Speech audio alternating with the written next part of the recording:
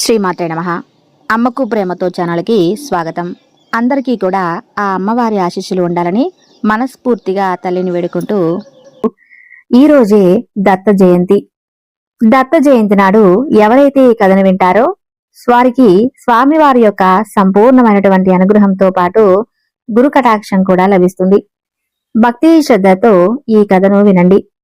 ఒకనాడు శౌనకాది మునులందరూ కలిసి సూత మహర్షిని ఈ విధంగా అడుగుతారు. సూత మహర్షి, మీరు ఎన్నో పురాణ కథను వినిపించి మమ్ములను ఎంతో ధన్యుల్ని చేశారు. ఇప్పుడు మీ నుండి దత్త మహత్యాన్ని వినాలని చెప్పి మాకు చాలా కుతూహలంగా ఉంది. ఇది నారాయణుడి యొక్క ఆజ్ఞ కూడాను. దయచేసి వినిపించండి అని చెప్పి వాళ్ళందరూ కూడా అడుగుతారు. అందుకు మునులందరూ కూడా అలా అడిగేసరికి సూత మహర్షి సంబరపడతారు.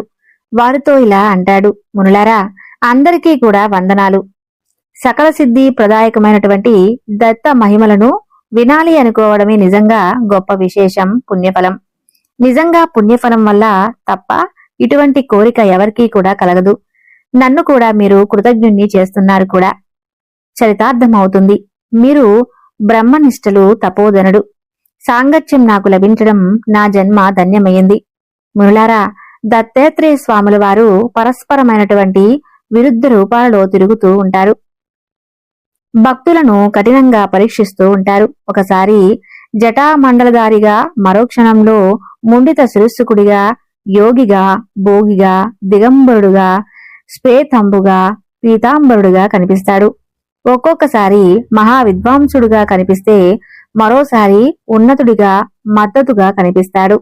ఒక్కసారి భిక్షాటన చేస్తూ కనిపిస్తాడు. ఒకసారి మహేశ్వరి సంపన్నుడిగా కనిపిస్తాడు. ఇటువంటి రూపం ఏది అనేది అప్పటికప్పుడే తెలిసిపోదు. అది అంతా పట్టుబట్టిన రహస్యం. హరి హిరణ్య గర్భుడిగా కనిపిస్తూ ఒకేసారి త్రిమూర్తి స్వరూపమవుతాడు. గంగలో స్నానం చేసి, కోల్హాపూర్లో భిక్ష చేసి, సహ్యాద్రిపై నివసిస్తూ ఉంటాడు. త్రికరణశుద్ధిగా స్మరిస్తే భక్తులకు తప్పకుండా కనిపిస్తాడు. అనసూయ ఆత్రికి బ్రహ్మ, విష్ణు, మహేశ్వరులు వరుసగా కూడా చంద్రదత్త దుర్వసులుగా జన్మించారు. సృష్టి స్థితి లయ కారకులు ఇలా జన్మించడానికి ఒక బలమైనటువంటి కారణం ఉంది, చెబుతాను వినండి. ఒకానొక కళాభారమునందు చతుర్ముఖుడు పునఃసృష్టి చేయబోతూ ఉంటే ఆత్రి మహర్షి సహాయం అడుగుతాడు. అందుకు అంగీకరించడం కోసం అనసూయ సహితుడై వృక్షాది పర్వతం మీద తపస్సుకు కూర్చుంటాడు. యోగ పరిస్థితులు కాబట్టి నిరాహారుడై మనసుని నిశ్చలపరిచి వాయుభక్షణ చేస్తూ వంటి కాలి మీద నిలబడి 100 సంవత్సరాలు ఘోరమైన తపస్సు చేస్తూ ఉంటాడు. వానలు, ఏరులు కూడా ఆయన యొక్క ఏకాగ్రతను భంగపరచలేకపోయాయి. అలా 100 సంవత్సరాలు గడిచేసరికి ఆత్మ యొక్క శిరోభాగం నుండి తప్పుగించాలని వెలువడ్డాయి. అవి ముల్లోకాలకు వ్యాపించాయి. దానిని గమనించిన త్రిమూర్తులు తమ తమ యొక్క దేవేరులతో వాహనరుడై అష్టదిక్పాలకులు, సకల దేవజాతులు, మునీశ్వర ఋషీశ్వరులు వెంటరాగా ఆ త్రినేత్రులు ఎదురు నిలుస్తారు. ఇక త్రిమూర్తుల యొక్క సకల దేవతలు, సకల మునులు ఆత్రి కనిపిస్తారు. వృషభ వాహనమై పార్వతీ పరమేశ్వరులు గత మంత్రిపై, లక్ష్మీనారాయణుడు హంస వాహనంపై, వాణీ చతుర్ముఖుడు తమ తమ దివ్య ఆయుధాలతో, దివ్యాభరణాలతో ఉజ్వలంగా ప్రకాశిస్తూ ఉంటారు. అలా ఇంద్రాది దిక్పాలకులు ప్రవేశించి ఉంటారు. ఋషులు, మునులు వేద మంత్రాలతో త్రిమూర్తులను స్తుతిస్తూ ఉంటారు. అప్పుడు ఆత్రి, బ్రహ్మ, విష్ణు, మహేశ్వరులుగా పుత్రార్థమై నేను ఒకే ఒక దివ్యమైనటువంటి మనిషిని ధ్యానిస్తూ ఉన్నాను. మీరేమో ముగ్గురిలా దర్శనమిచ్చారు. ఏమిటి? సరే, దర్శనమిచ్చేందుకు మీకు ఇవే నా యొక్క సాష్టాంగ నమస్కారాలు అని అంటాడు ఆత్రి. మునీంద్ర, నీ సంకల్పం గొప్పది.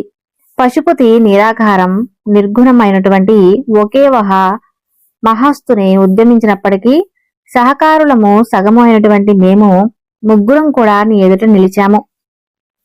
నీకు ఈ విధంగా దర్శనమిచ్చాము. నీ కోరిక తప్పకుండా నెరవేరుతుంది. మా ఆంక్షలతో నీకు 3 కుమారులు జన్మిస్తారు. దివ్యమైనటువంటి తేజస్సుతో ఈ జగతిలోనే ప్రకాశిస్తారు. నీ యొక్క యశస్సు దశా దిశలా వ్యాపించి శాశ్వతంగా నిలుస్తాయి. తీవ్రమైనటువంటి తపస్సును విరమించు, తప్పకుండా నీకు శుభం కలుగుతుంది అని ఆశీర్వదించి అదృశ్యమవుతారు. ఆ తరువాత బ్రహ్మోత్సవాలను చంద్రుడు విష్ణు అంశ వలన దత్తుడు, శివ సవరణ దుర్వాసుడు, అనసూయ వలన ఆత్రేయ దంపతులకు జన్మిస్తారు. ఇది మైత్రేయుడు విదురుడు చెప్పినటువంటి దత్త జన్మ వృత్తాంతమని సూత మహర్షి శౌనకాది మునులందరికీ కూడా ముందుగా దత్తు యొక్క జన్మ వృత్తాంతం గురించి ఈ విధంగా తెలుపుతారు. ఆ తర్వాత మరలా సూతులు వారు శౌనకాదులతో ఈ విధంగా వివరిస్తున్నారు. మునులారా, ఇప్పుడు స్వామివారు చేసినటువంటి కొన్ని లీలల గురించి చెబుతాను, వినండి. పూర్వం శ్రోతవీరుడు అనేటువంటి ఒక రాజు ఉండేవాడు. అతను ఎంతగానో ధర్మబద్ధంగా ప్రజారంజకంగా పరిపాలన సాగిస్తూ ఉండేవాడు. సర్వ సద్గుణ సంపన్నుడు. వేద వివాహత కర్మలు తాను ఆచరిస్తూ ప్రజల చేత కూడా ఆచరింపచేసేవాడు. ప్రజలకు ఎంత ప్రేమపాత్రుడు, శత్రువులందరికీ కూడా అంతే భయంకరుడు. ఇతనికి చాలా కాలం సంతానమే లేదు. ఇక మహారాణి ఎన్నెన్నో నోములు నోచింది, తీర్థయాత్రలు చేసింది, కనిపించిన దేవతలకు పూజించింది. ఏ దేవత కరుణించిందో తెలియదు కాని, ఏ మహానీయుడి యొక్క ఆశీస్సులు ఫలించాయో కాని చివరకు ఆమెకు కడుపు పండింది. నవమాసాలు మోసిన తర్వాత ఒక మగబిడ్డకు చుట్ట చేతులతో జన్మనిస్తుంది. ఇక ఆ రాజు దంపతులు ఎంతో దిగులు చెందుతారు. ప్రజలంతా కూడా అయ్యో పాపం అనుకుంటారు. అసలు సంతానమే లేకపోతే ఒక బాధ, కాని ఆ అవిటి పిల్లవాడిని చూస్తుంటే ప్రతిరోజు కూడా బాధపడవలసిందే కదా. వీడు అసలు పరిపాలనకు కూడా పనికిరాడేమో. ఆ తర్వాత ఈ రాజ్యభారాన్ని ఎవరు మోస్తారు అని ఆ కృతవీరుడు బెంగ పెట్టుకుంటాడు. చూద్దాం, రాజవైద్యుల యొక్క కృషి ఫలితంగా, లేదంటే ఏ మహానీయుడు దైవాలను అయినా సరే ఇతనికి ఉన్నటువంటి అవిటితనం పోకపోతుందని చెప్పి తనను తాను ధైర్యపరుచుకుంటూ కాలం గడుపుతూ ఉండేవాడు. ఇక సకాలంలోనే జాతకర్మాదులు క్రియ అన్నీ కూడా చక్కగా జరిపించి భూరి దక్షిణతో వేదశాస్త్ర విద్యార్థులను సంతృప్తిపరిచి అర్జునుడు అని నామకరణం చేస్తారు పిల్లవాడికి. వీరిని పుత్రుడు కాబట్టి కర్తవీర్యార్జునుడు అయ్యాడు. చేతులు చచ్చుబడ్డాయి అన్న మాటే కాని పాపం అర్జునుడికి శరీరమంతా కూడా బలతూల్యంగా ఉండేది. తెలివితేటలు అపారంగా ఉండేవి. గురువులు నేర్పుతూ చదువులు నేర్పుతూ విద్యల్లోనూ ఆరితేరినవాడు అయ్యాడు. అలా క్రమంగా యుక్త వయసు వస్తుంది. యువరాజుకు పట్టాభిషేకం చేద్దామని చెప్పి కృతవీరుడు ఉబలాట పడుతూ ఉంటాడు. అయితే పైకి అంటే మరలా ఎవరేమైనా అనుకుంటారేమోనని చెప్పి, ఒకవేళ ఎవరైనా కాని గెలిచేస్తారేమోనని చెప్పి సంశయిస్తుంటాడు. తీరా సింహాసనం మీద కూర్చోబెడితే సరిగ్గా పరిపాలన కొనసాగిస్తాడో లేదో, కొనసాగించకపోతే ఈ బిడ్డకు ప్రజల ముందు తలవంపులు తెచ్చిపెట్టేవాడిని అవుతానేమోనని దిగులు పడుతూ ఉండేవాడు. అసలు దీనికి పరిష్కారం ఎలాగా అని చెప్పి రేయిం పగళ్ళు ఆలోచిస్తూ ఉంటాడు. అయినప్పటికీ కూడా ఎలాంటి పరిష్కారం దొరకదు. అలా ఆలోచిస్తూ కొన్నాళ్లకు పాపం ఆ దిగులే ప్రాణాలు హరించిందో ఏమో అన్నట్టుగా ఆ కృతవీరుడు హఠాత్తుగా మరణిస్తాడు. అరాచకం ఏర్పడకూడదని మంత్రి, పురోహితులు అందరూ కూడా ఒకనాడు కార్తవీర్యార్జుని సమీపించి పట్టాభిషేకానికి అంగీకరించమని చెప్పి కోరారు. అయితే అతను మాత్రం అంగీకరించడు. నేను అలాంటి వాడిని కాదు అని, ప్రజారక్షణ చేయలేను అని, చేయలేనప్పుడు నాకు అసలు పట్టాభిషేకం జరిపించుకోవడం కూడా ఇష్టం లేదని చెబుతాడు. ప్రజలందరూ కూడా పన్నులు కట్టేది రాజు రక్షిస్తాడని చెప్పే కదా, కాబట్టి నేను అందుకు సమర్థుడిని కాదు. నేను ఈ సింహాసనం ఎక్కి ప్రజాధనాన్ని భోగాలకు అన్నీ కూడా చక్కగా ఖర్చు పెడుతూ ఉంటే వారందరూ కూడా ఏమనుకుంటారు, ఇతను చూడు కదా అని చెప్పి ఈ విధంగా నన్ను అనుకుంటారు. నేను రౌరవాది నరకాలకు పోతాను. పోని పరిపాలన, రాజ్య సంరక్షణ బాధ్యతలన్నీ కూడా మీ అందరికీ అప్పగిస్తే అది మీరేం చేస్తారు చెప్పండి. అప్పుడు నేను మీ చేతిలో కీలు బొమ్మనవుతాను. అప్పుడు ఇరుగు పొరుగు రాజులందరూ కూడా నవ్వుతారు, అవమానిస్తారు అని చెప్పి చెబుతాడు.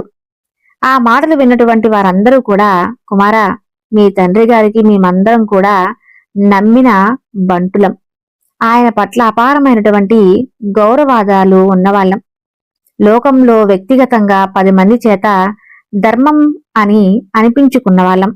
కాబట్టి మమ్మల్ని నీవు విశ్వసించవచ్చు. నీతో తప్పులు చేయించము. బలహీనపరిచి మేము బాగుపడేది ఏమీ ఉండదు. అలాంటి పనులు చేసేవారు తాత్కాలికంగా ఏవో లబ్ధి పొందినవారు చివరికి హత్యలు, అవమానాలకు గురికావడం చరిత్రలో అందరూ తెలుసుకోవాలి. కాబట్టి కూర్చున్న కొమ్మను నరుక్కునేంతటి మూర్ఖులము, అహంకారము, అజ్ఞానులము మేము కాము. మమ్మల్ని నమ్మవచ్చు. ధర్మభంగం కలగకుండా ప్రజారంజకంగానే పరిపాలన సాగే విధంగా మేము మీకు సహకరిస్తాం. అది కాక ఒకరి మీద ఒకరికి తెలియకుండా చారులను వినియోగించి నిఘా పెట్టి ఎక్కడికక్కడ కదలికలను గమనించి ఎప్పటికప్పుడు సమాచారం రాబట్టుకునేటువంటి సంస్థలమైనటువంటి పరిపాలనా విధానం మన రాజ్యంలో ఎప్పటి నుంచో నెలకొని ఉంది. దాన్ని మరింత చైతన్యం పరిచేటువంటి చాతుర్యం మీకు సమృద్ధిగా ఉంది. అందుచేత ఏ కోణం నుంచి ఆలోచించినా నీవు తిరస్కరించడానికి తగినంత కారణం మాకైతే కనిపించడం లేదు. ఇక మిమ్మల్ని నేను విస్మరించలేను. అనేస్తే మేమేమైపోతాం చెప్పలేం. కానీ మీరు నిస్సందేహంగా అంగీకరించవచ్చు అని మాత్రమే చెప్పగలం అని వారందరూ కూడా చెబుతారు. అప్పుడు కార్తవీర్యార్జునుడు ఇలా అంటాడు. అమాత్యుల దయచేసి నన్ను అపార్థం చేసుకోకండి. మీ మీద నాకు నమ్మకం లేక కాదనడం లేదు. నా యొక్క శక్తి వలన నేను కాదు అంటున్నాను. అవమాన భయంతో కాదు అంటున్నాను. పాప భీతితో కాదంటున్నాను. ఇక బాధ్యత అంటారా? మీరందరూ లేరు. సమర్థులు, అనుభవజ్ఞులు. పరిపాలనకేమి ఏ విధంగానూ నిశితంగా నిటారటంగా సాగిపోతుంది. నేను వెళ్లి తపస్సు చేస్తాను, యోగసిద్ధి సంపాదిస్తాను. అప్పుడు తప్పకుండా రాజ్యభారం భుజాలను ఎత్తుకుంటాను. అందాక మీరు చెప్పే మాటలు ఏవీ కూడా నేను వినను అని చెబుతాడు. ఆ మాట అని అనగానే మంత్రివర్గాలతో పాటు వింటూ ఉన్నటువంటి గర్గముని కార్తవీర్యార్జునుడి యొక్క నిశ్చయానికి చాలా సంబరపడిపోతాడు. పట్టుదలను గుర్తిస్తాడు. తపస్సు చేస్తాడని, అమోఘమైనటువంటి ఫలాలు పొందుతాడని తెలుసుకుంటాడు. కుమారా, నీ యొక్క నిర్ణయాన్ని నేను అభినందిస్తున్నానని, ఒకరు సంకల్పాన్ని ప్రశంసిస్తున్నాను. తపస్సులు ఫలించడం అంటే అదొక సుదీర్ఘమైనటువంటి యాత్ర. 1000 సంవత్సరాల కృషి, లోక శ్రేయస్సు కోసం నీకు ఒక దగ్గర దారి చూపుతాను, ఆలకించు. నీకు సహ్యాద్రి తెలుసు కదా? దానిలో ఒకచోట ఆశ్రమం నిర్మించుకొని దత్తాత్రేయుడు తపస్సు చేసుకుంటూ ఉంటాడు. అతను అమోఘమైనటువంటి యోగశక్తి సంపన్నుడు, యోగ విద్య ప్రవర్తకుడు. ఈ జగత్తును కాపాడడం కోసం విష్ణుదేవుని యొక్క ఆంశతో అవతరించాడు. నీవు వెళ్లి అతన్ని ఆశ్రయించుకొని సంకల్పం సత్వరం సిద్ధిస్తుంది. సర్వలోకాలన్నీ కూడా సంబసూరాదులు ఆక్రమించినప్పుడు దేవేంద్రుడు అంతటింతవాడు వచ్చి ఈ దత్తాత్రేయుణ్ణి ఆశ్రయించాడు. అతని కరుణ వలన రాక్షసులను జయించడమే కాదు, తన యొక్క స్వర్గపీఠం తాను అందుకోగలిగాడు. ఇటువంటి విజయగాథలు ఎన్నో ఉన్నాయి. నీకు తప్పకుండా జయం కలుగుతుంది. వెళ్ళిరా. ఇది ఆదేశమా, ఆశీర్వచనమా అనిపించేటట్టుగా గర్గముని పలికినటువంటి ఆ మాటలు కార్తవీర్యుని ఆకట్టుకుంటాయి. అతని వైపు సభక్తికంగా చూస్తూ, మునీంద్ర, మీ ఆదేశం నాకు శిరోధార్యం. అలాగే చేస్తాను. కాని చంబాసూరాదులు ఇంద్రరాజ్యాన్ని ఎలా అపహరించారు? ఇంద్రుడు దత్తాత్రేయుని ఎలా ఉపాసించాడు? తిరిగి తన యొక్క వర్గపీఠాన్ని ఎలా పొందాడు? ఇవన్నీ కూడా నాకు తెలుసుకోవాలనుంది. దయచేసి నన్ను కృతజ్ఞుణ్ణి చెయ్యండి. కార్తవీర్యుడి ఒక అభ్యర్థనకు గర్గముని మురిసిపోయాడు. రాకుమారా, తప్పకుండా చెబుతాను, ఆలకించు అంటూ ఈ విధంగా ప్రారంభించాడు. వెనుకటి కాలంలో జంబాసురుడు ఘోరమైనటువంటి తపస్సు చేసి బ్రహ్మదేవుణ్ణి మెప్పించి అనేకమైనటువంటి దివ్య వరాలను పొందాడు. పరమేశ్వరుని మెప్పించి అనేకమైనటువంటి దివ్య ఆయుధాలను పొందాడు. వాటి గర్వంతో సంస్థలో కాలు జయించాలి అని, సకల సంపదలు పొందాలని అతనికి ఆశలు. మహారాక్షస సైన్యాన్ని లక్షల సంఖ్యలో సమకూర్చుకుని స్వర్గ మధ్య పాతాళ లోకాలపై దండయాత్రకు బయలుదేరి వెళ్ళాడు. ముందుగా సరాసరి స్వర్గలోకానికి చుట్టుముట్టాడని కాని వాసులకు భీకరమైన సంగ్రామం కొన్ని సంవత్సరాల పాటు జరిగింది. జంబాసురుడు అతని సైన్యము ద్వారా మహిమ వలన నానాటికి బలపడుతూ ఉంటే దేవసైన్యం మాత్రం క్షీణిస్తుంది. చివరికి దేవతలు ఓటమిని అంగీకరించి స్వర్గలోకం విడిచిపెట్టి పలాయానం చిత్తగించారు. జంబసుడు స్వర్గ సింహాసనాన్ని ఆశ్రమించి అధిష్ఠించాడు. ఇక తలా ఒక దిక్కున పారిపోయింది. దేవతలు ఒకానొక పర్వతారణ్యం ప్రాంతంలో గుమికూడారు. అది పాలకేలియాది మహర్షులు ఉండేటువంటి అరణ్యం. దేవగురువు బృహస్పతి కూడా అక్కడికే చేరుకుంటాడు. అందరూ కూడా ఆ మహర్షులతో మంతనాలు జరిపారు. స్వర్గలోకాన్ని మరలా సంపాదించుకోవాలి అంటే విష్ణుమూర్తిని శరణు వేడారు. ఒక్కటే కర్తవ్యమని చెప్పి నిర్ధారించుకుంటారు. ఆ చతుర్భుజుడు ఇప్పుడు దత్తాత్రేయునిగా అవతరించి సహ్యాద్రి సీమలో విహరిస్తూ ఉన్నాడని ఆ మహర్షులు చెబుతారు. ఆ తరువాత అయితే అతను మాత్రం మాధవతి మధ్యలోలుడై నిందచారుడుగా కనిపిస్తూ ఉంటాడని, ఆ మధుమతి సాక్షాత్తుగా లక్ష్మీదేవి అని అతన్ని ప్రసన్ను చేసుకోవటం చాలా కష్టమని, అయినప్పటికీ ఇక గత్యంతరం లేదు కాబట్టి ప్రయత్నించండి అని చెప్పి ఆ మహర్షులు ఉపదేశించి వారి యొక్క ఆశీర్వచనాలను తెలియజేస్తారు. బృహస్పతిని ముందు నిలుపుకొని ఆ యొక్క ఇంద్రాది దేవతలు అందరూ కలిసి సహ్యాద్రి చేరుకుంటారు. ఆ తర్వాత దత్త ఆశ్రమాన్ని వెతికి పట్టుకుంటారు. ఆశ్రమ మధ్య భాగంలో చక్కగా తీర్చిదిద్దబడినటువంటి కొన్ని రంగురంగుల చెలువ పందిరి, సుగంధ పరిమళాలు వెదజల్లుతూ ఉన్నటువంటి పూల తోరణాలు, బంగారు జరిగిన శిల్పీదైనటువంటి చాందినీలు, మధ్య భాగంలో పద్మాకర్ణికారంలో మెత్తని తనిక, దానిమీద దత్తాత్రేయుడితో ఒక అందాల భామకు వీపు చేర్చి ఎడమ మోచేయిని మరొక మహాభామని ఊరు బాగా ఆచి ఓరువాటుగా కూర్చుని ఉంటాడు. కుడి చేతిలో బంగారు చేప, మరొక నారి అంటే ముందుగా తాను చవిచూసి రకరకాల మద్యాలను ఆ యొక్క చెప్పకోలోకి నింపుతూ ఉన్నటువంటి దత్తయోగి అదే పనిగా సేవిస్తూ ఉంటాడు. చుట్టూ చిన్న చిన్న వేదికల మీద కూర్చుని గంధర్వ అప్సరసుల్లాంటి యువతులు అనేక మంది వాద్య విశేషాలను ముందుగా శ్రావ్యంగా మోగిస్తూ ఉంటారు. వాటితో శృతి కలిపినటువంటి ఏవో కొన్ని గీతాలు పాడుతుంటారు. వాటిని వింటూ ఒకప్పుడు తాళం వేస్తూ మరొకప్పుడు తాను కూడా గొంతు కలుపుతూ దత్తయోగి ఆనంద పరవశుడై ఉంటాడు.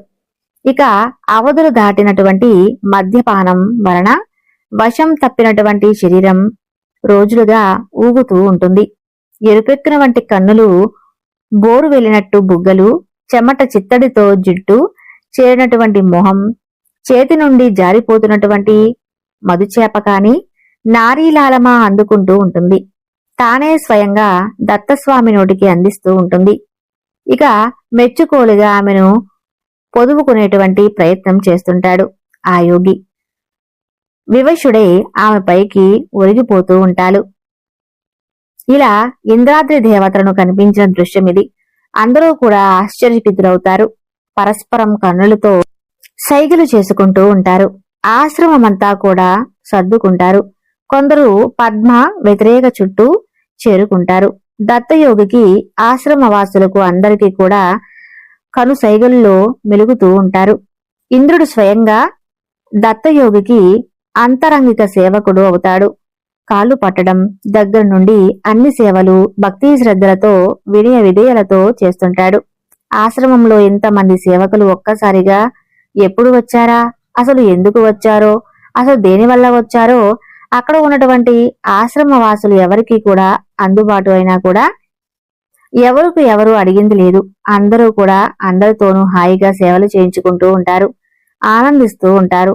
అలా కాలం గడుస్తూ ఉంటుంది. ఒకనాడు ఉదయాన్నే దత్తయోగి ఇలాంటి సందేహమే కలుగుతుంది. తన యొక్క అంతరంగిక సేవకుని అడుగుతాడు, ఎవరు మీరందరూ కూడా, ఎందుకు మాకు ఇలాంటి సేవలు చేస్తున్నారు?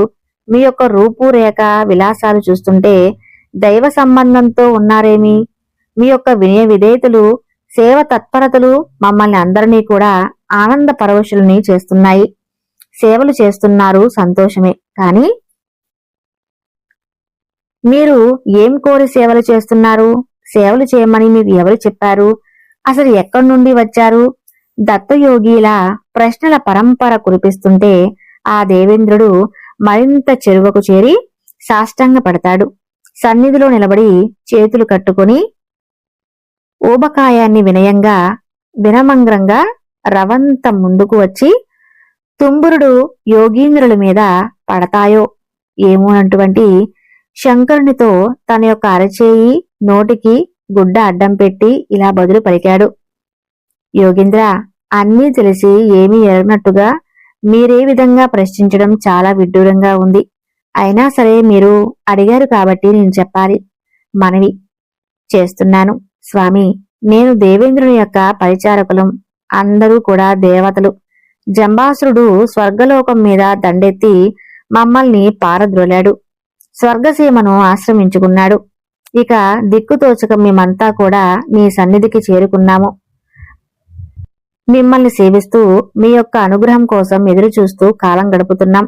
ఈనాటికి తమకు మా మీద దయ కలిగింది.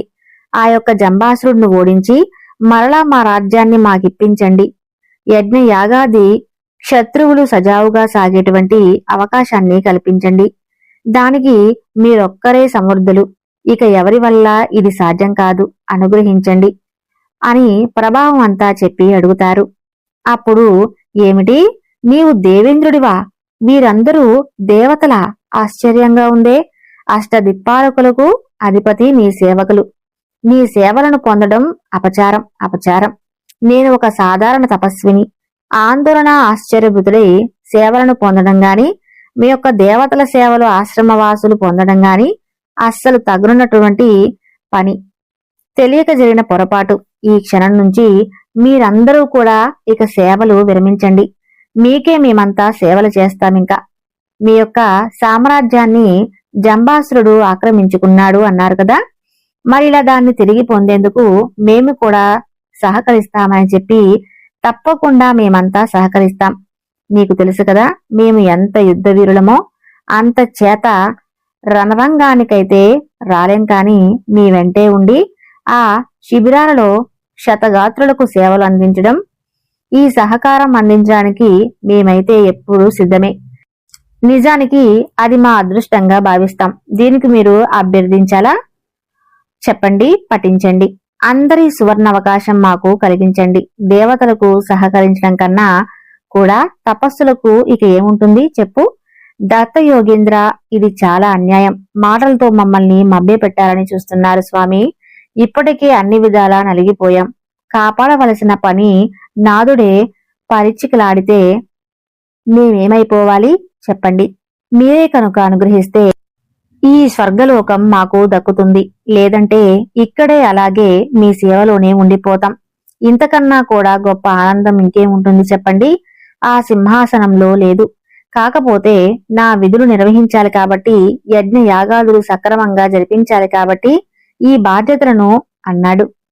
మీరే కదా నాకు అప్పగించారు కాబట్టి దుర్మార్గంగా అన్యకాంతమైనటువంటి స్వర్గలోకాన్ని, రాక్షసకాంతమైనటువంటి స్వర్గసీమను మరలా నాకు అప్పగించమని నేను అభ్యర్థిస్తున్నాను. తను దయతలిచి మీరు నన్ను ఇక మీ యొక్క మాయలతో నన్ను మోసం చేయకుండా, నాతో ఆడుకోకుండా నన్ను అనుగ్రహించండి. నా అదృష్టం ఇలా ఉంది. ఏం చేయను?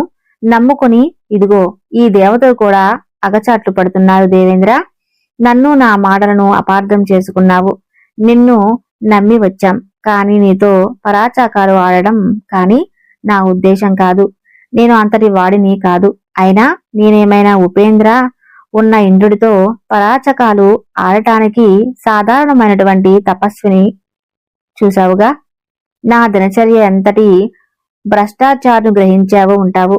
మద్యపానారహితుడై మధుమతిలోని సంయోగమే తప్ప యోగమంటూ ఎరుగని ఇదే తపస్సుగా, ఇదే అద్వైత స్థితిగా మురిసిపోతున్నటువంటి వాణ్ణి. ఈ ఇంద్రియాలను జయించాలని నేను ఇంద్రుడికి సహకరించడం విడ్డూరంగా కాదు, కష్టాలలో ఉన్నాను. కాబట్టి ప్రతి గడ్డిపోచ నీ కంటికిలాగే కనిపిస్తుంది. కాని అదంతా సహజమైనా సరే నా యొక్క శక్తి ఏమిటో నేను తెలుసుకోవద్దు. అందుకని మరోసారి చెబుతున్నాను.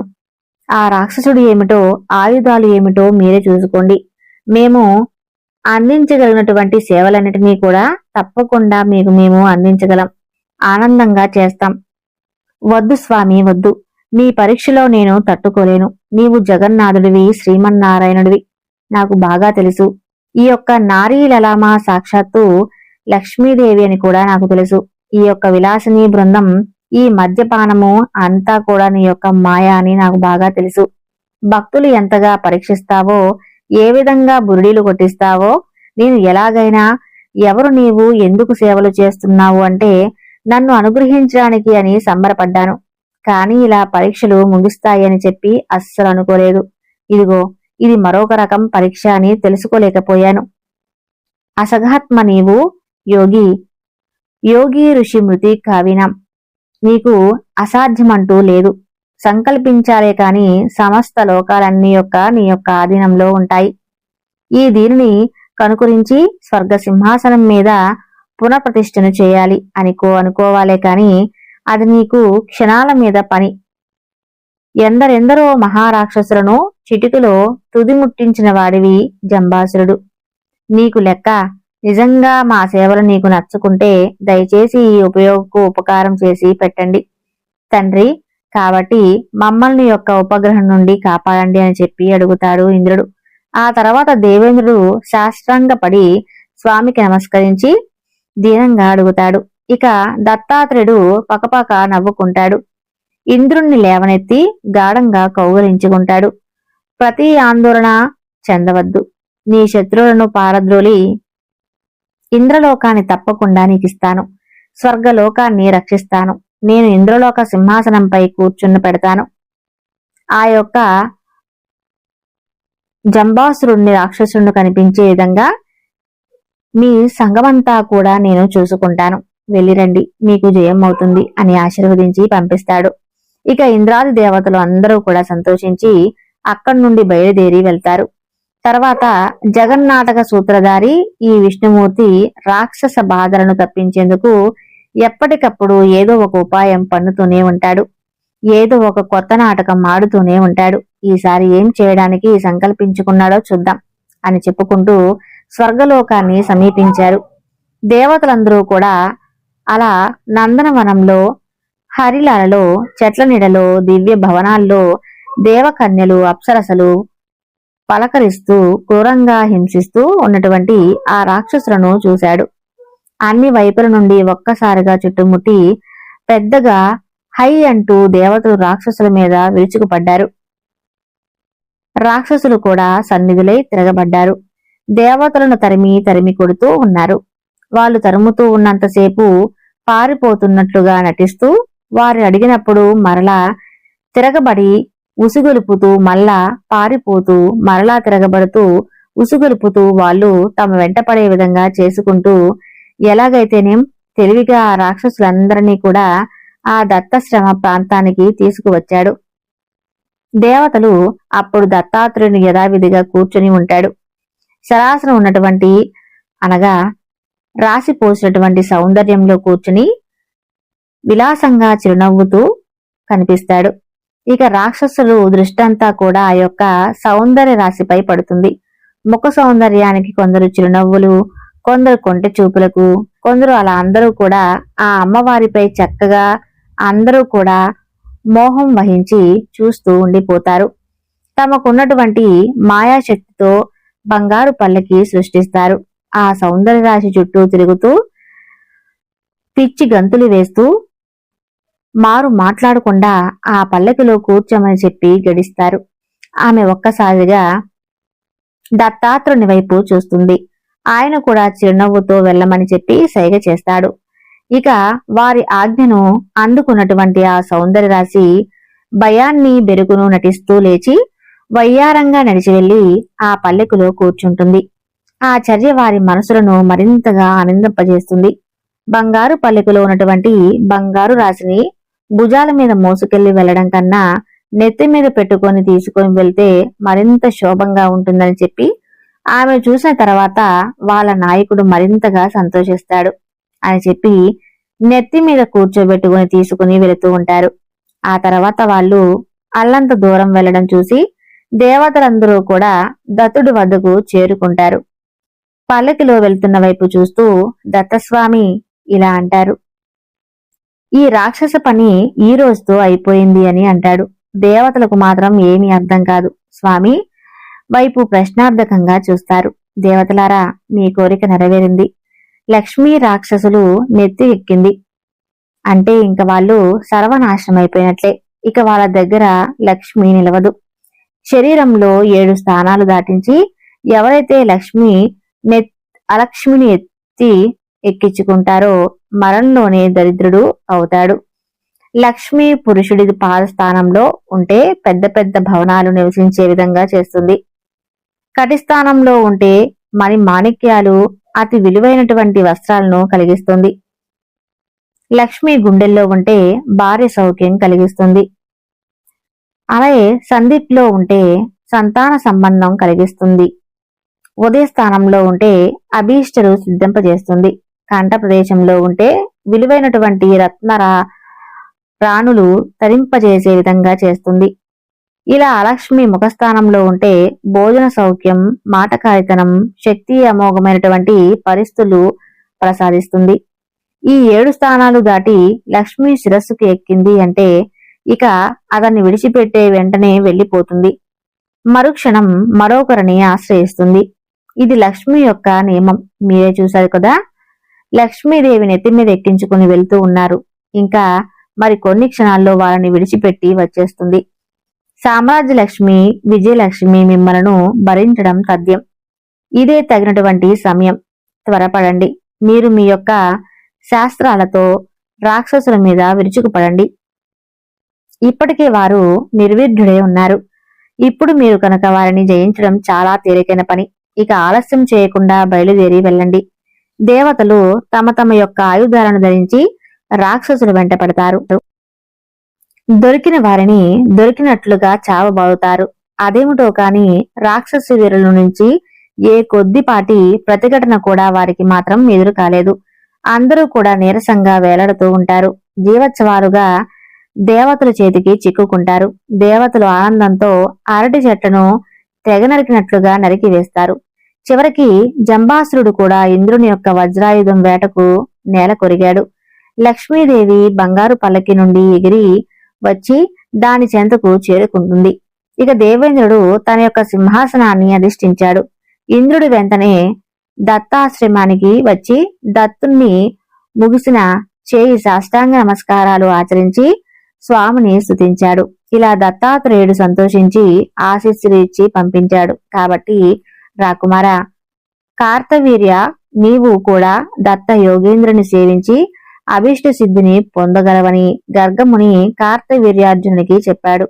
అప్పుడు కార్తవీర్యార్జునుడు ఇక వెంటనే గురువైనటువంటి గర్గముని వద్దకు ముహూర్తం నిర్ణయించుకుని తమ యొక్క మంత్రి పురోహితుడైనటువంటి పెద్దలను, కొంతమందిని వారిని కూడా దర్శించి వారి యొక్క శుభాశిష్యులను అందుకొని రాజ్య బాధ్యతలను వారికి అప్పగించి ఆనాటి నుండి పర్వత ప్రాంతానికి బయలుదేరి వెళ్ళాడు. అలా వెళ్లి దత్త ఆశ్రమాన్ని చేరుకున్నాడు. తర్వాత నిరాడంబరంగా వేషధారణలో ఒంటరిగా పాదచారి ఆశ్రమంలోకి చేరుకుంటాడు. మనిషిలా పీఠంపై మధుపాన గోష్ఠిలో ఓలలాడుతూ ఉన్నటువంటి ఆ దత్తస్వామిని దర్శించాడు.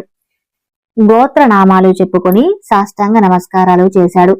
దత్తస్వామి ఒక వింతైనటువంటి చిరునవ్వు విసురుతాడు.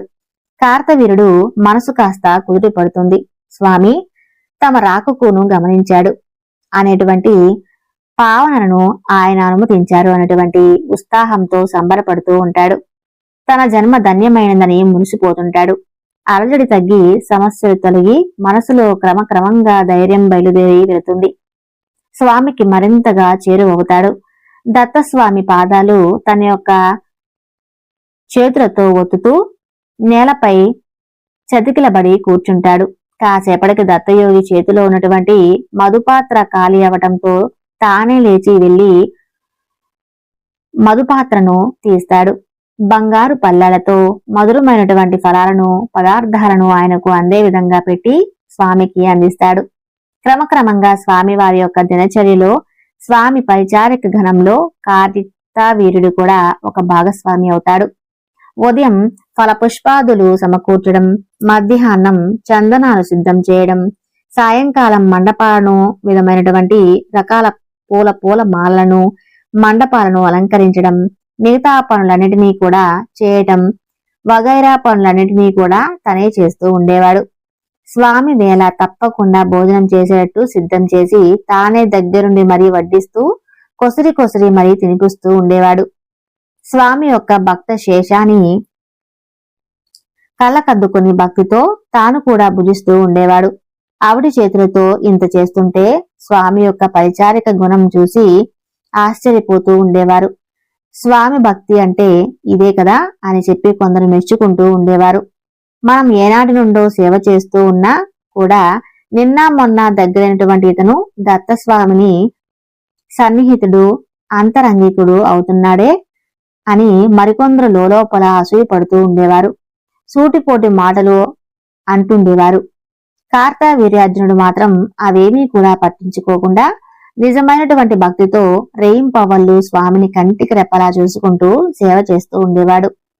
అలా నెలలు సంవత్సరాలు గడిచిపోతున్నాయి.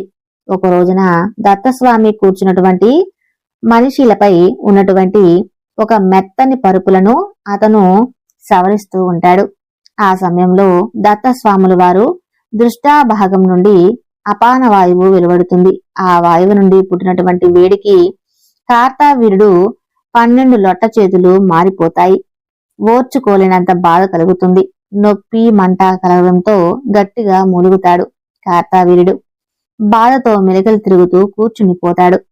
దత్తస్వామి కంగారుగా అయ్యో ఎంత ప్రమాదం జరిగింది, కొండ నాలుకకు మందు వేస్తే ఉన్న నాలుక పోయినట్లుగా అయ్యిందే, ఎవరో ఏదో చెబితే నన్ను సేవిస్తావు, లొట్ట చేతులు బాగుపడతాయి అనుకున్నావా, చూసావా ఏమైందో, ఉన్న చేతులు కూడా ఊడిపోయాయి, ఇకనైనా కళ్ళు తెరువు, నీవు ఆశించినట్లుగా ఇక్కడ ఏమీ జరగదు అని నీకు ఎవరు చెప్పారో నాకు తెలియదు, కానీ నేనేమీ మహాదివ్య శక్తులు కలిగిన వాడిని కాదు, సాధారణమైనటువంటి తపస్విని, నిజానికి అది కూడా కాదు, నువ్వే చూస్తున్నావుగా నా దినచర్య, ఎవరికి అందని నన్ను నమ్మి వచ్చి సంవత్సరాలు వృధా చేసుకున్నావు, చూడు నీవేమో రాజకుమారుడివి, నీవి భోగ భాగ్యాలకు దూరమై ఎన్ని అవస్థలు పడుతున్నావో, తాగుబోతును తిరుగుబోతును సేవిస్తే లొట్ట చేతులు బాగుపడతాయా, అయిందేదో అయిపోయింది, ఇకనైనా ఎవరికైనా శక్తివంతుణ్ణి ఆశ్రయించు అని చెబుతాడు దత్తస్వామి. ఇక కార్తికేయుడికి గర్గముని చెప్పిన మాటలు గుర్తుకొస్తాయి. దత్తుడు ఇంద్రాది దేవతలు పరీక్షిస్తున్నట్టు కథ గుర్తొస్తుంది. ఇప్పటిది తనకు కఠినమైనటువంటి పరీక్ష అంటే స్వామి అనుగ్రహించబోతున్నాడన్నమాట. ఇందులో నెగ్గితే తన కోరిక తప్పకుండా నెరవేరుతుంది. ఈ ఆలోచనలతో ధైర్యం వస్తుంది. దత్తస్వామితో ఇలాంటి దత్తయోగి నువ్వు సాక్షాత్తు శ్రీమన్నారాయణుడివి, నా విశ్వాసం. నీ కళ్ళు మూలకల్పవల్లి మహాలక్ష్మి. ఇక్కడ ఆమెకు సేవ చేస్తున్నటువంటి ఒక పరిచారిక గణమంతా కూడా గంధర్వులు. వీరితో సహవాసం యొక్క సేవా భాగ్యం నాకు బహుజన్మ ఫలం. ఏ రాజభోగాలు దీనికి సాటిరావు స్వామి. మీ కఠిన పరీక్షల గురించి నేను విన్నాను. మీ మాయలు కల్లారా చూశాను. ఇంద్రాది దేవతలకు అర్థం కాదు. మీరు అలాగే మాయలు కూడా ఎవరికి అర్థం కావు. వాటిని అర్థం చేసుకోవటం, నీవు పెట్టేటువంటి పరీక్షల్లో నెగ్గడం నా బోటి సామాన్య మానవుడికి ఏర్పడిన ఒక పరీక్ష. కరుణామూర్తివి నీవు. వేదాలు శాస్త్రాలను పొగుడుతూ ఉన్నాయి. అలాంటి నీవు ఒక సామాన్యమైనటువంటి మానవుని ఇంతగా కఠిన పరీక్షకు గురి చేయడం భాగ్యమేనా? నువ్వే వచ్చేస్తే మాకు దిక్కెవరు? రక్షకుడు ఎవరు? పోనీలే, పరీక్షించు. నీకు సంతృప్తి కలిగేదాకా పరీక్షించినా స్వామి 2 చేతులే కాదు 2 కళ్ళు పోయినా పర్వాలేదు, చివరికి ప్రాణాలు పోయినా ఇబ్బంది లేదు. మీ యొక్క సేవ మాత్రం వదిలిపెట్టను. అవతలకి పంపినా మాత్రం నేను వెళ్లేది లేదు. నన్ను ఆజ్ఞాపించవద్దు. అదే 10,000 అంటూ కార్తవీర్యార్జునుడు ఆపుకోలేనంత దుఃఖంతో శాస్త్రం చెప్తాడు. కన్నీళ్లతో కాళ్ళు కడుగుతాడు. అప్పుడు దత్తాత్రేయుడు చిరునవ్వులు చిందిస్తూ మురిసిపోతాడు. కార్తవీర్యుడే నీ భక్తికి సంతోషించాను. నీవు అందించిన సేవలు సంతృప్తి చెందాను. లేచి వరం కోరుకో. నీకు కావాల్సింది తప్పకుండా ప్రసిద్ధిస్తాను. లక్ష్మీ సమేతుడిగా నన్ను సేవించిన వారికి మధ్య పాంసావధులు నాకు నివేదన చేసిన వారికి వీణావేణు శంకరులు మ్రోగిస్తూ సంగీత సాహిత్య నృత్యాలతోనూ ఆరాధించిన వారికి వేద శాస్త్ర పండితులను సత్కరించే వారికి నేను కోరికలన్నీ తీరుస్తాను. పుత్ర పౌత్రాభివృష్టి, ధనధాన్య భోగ భాగ్యాభివృష్టిని, సమృద్ధిని, ఆయురారోగ్యాలను తనివి తీరా ప్రసాదిస్తాను. నన్ను శంకించేవారిని, అవమానించేవారిని నిర్దాక్షిణంగా అణిచి కార్యవీర్యార్జునుని ఇది నా దీక్ష. నీ మీద నాకు అనుగ్రహం కలిగింది. నీకేం కావాలో నిస్సహాయంగా కోరుకో, వెంటనే తీరుస్తాను అంటాడు దత్తస్వామి. అప్పుడు కార్తావీరుడు మనసులో కళ్ళలో ఆనందం వెల్లివిరిసి కళ్ళలో ఆనంద బాష్పాలు రాలి మెల్లగా లేచి నిలబడతాడు. స్వామి స్వామి స్వామి వైపు సవినయంగా చూస్తూ శిరస్సు వంచి మెల్లగా చిన్న స్వరంతో, ఇలాంటి దేవా, నా జన్మ ధన్యమైంది. నీ అనుగ్రహాన్ని నేను పాత్రులైనా ఇంతకన్నా నేను కోరుకోవలసింది ఏముంటుంది? అయినా నీ ఆజ్ఞను కాదనలేక, నా రాజధర్మాన్ని విడిచిపెట్టలేక కొన్ని వివరాలు అడుగుతున్నా. చేసేటువంటి ప్రజాపాలనలో ధర్మార్థాలు వృద్ధి పొందే విధంగా, ఎదుటివారి ఆలోచనలు నాకు ముందే తెలిసిపోయే విధంగా, పుణ్య పాప సుఖ దుఃఖాలను బంధాలను నేను తెలుసుకునేటువంటి ప్రసిద్ధి కలిగేటట్టుగా నేను కోరుకున్నది. ఎప్పుడూ కూడా నాకు 1000 బాహువులు వచ్చే విధంగా, అని మాది అష్టదిద్దులు నాకు వశమయ్యే విధంగా, పర్వతాలపై, ఆకాశంపై, సముద్రంపై, మృతిపై, పాటాలపై నిరాటకంగా సంచరించేటువంటి శక్తి కలిగే విధంగా, నాకన్నా గొప్పవాడు ప్రసిద్ధుడు అయినటువంటి వ్యక్తి చేతిలోనే మరణించే విధంగా, నేను దారి తప్పినప్పుడల్లా నాకు సన్మార్గం చూపించేవాడు, నాకు లభించే విధంగా, గొప్ప గొప్ప అతిథులు నిత్యము దొరికే విధంగా, సంపదలు అక్షయంగా ఉండే విధంగా నన్ను స్మరిస్తే చాలు. ప్రజలందరూ కూడా పోయినటువంటి వస్తువులు దొరికే విధంగా, నీ పట్ల నిశ్చలమైనటువంటి భక్తి నిలిచే విధంగా నన్ను అనుగ్రహించుదేవా అని అడుగుతాడు.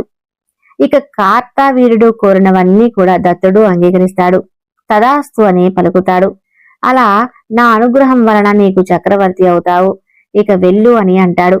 అప్పుడు అర్జునుడు పరమానందంతో తన చేతులను చూసుకుంటాడు. చేట చేతులతో స్థానంలో బలమైనటువంటి దృఢమైనటువంటి చేతులు వస్తాయి. సంవత్సరాల తరబడి సేవ చేసి అలసినటువంటి ఆ శరీరం వింత కాంతితో వెలిగిపోతూ ఉంటుంది. శక్తిగా శరీరమంతా చూసుకుని ఆనందంతో మరోసారి సాష్టాంగ నమస్కారం చేసి దత్తస్వామి వద్ద సెలవు తీసుకుని బయలుదేరాడు. రాజధాని మహేష్మతిపురం చేరుకుంటాడు. పౌర జనపాద సమాంత దండనాయక మంత్రి కవి పండితవల సాక్షిగా పట్టాభిషేకం జరిపించుకుంటాడు. అమరులు, గంధర్వులు, అప్సరసులు వచ్చి సింహాసనం మీద కూర్చోబెట్టి ఆశీర్వదించి వెళతారు. గురువారం మహిమ వలన సామ్రాజ్యంలో సకల సంపదలు వృద్ధి చెందుతాయి.